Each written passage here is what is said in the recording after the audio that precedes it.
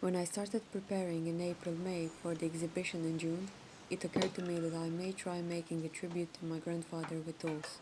You may have seen the process of making and the video of the exhibition in my earlier videos. Some of the tools I've taken mold of belong to him. I've used white casts of the tools, and I glued them with sanitary silicone on the blue surface of the plasterboard. My late grandfather was a car mechanic and an inventor, sometimes temperamental, and a prankster, always in a working overall.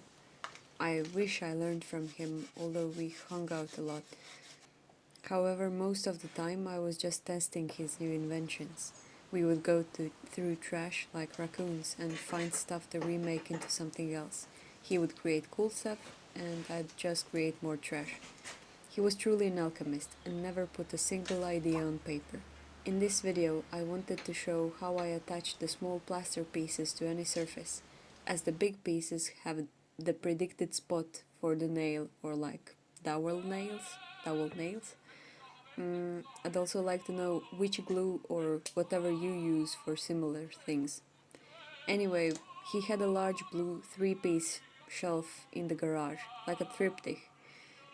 The tools were mostly absent, they were always scattered across the garage, but he always knew exactly which piece is where.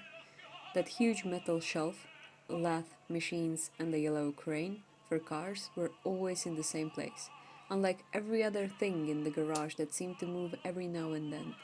But the blue shelf was almost iconic.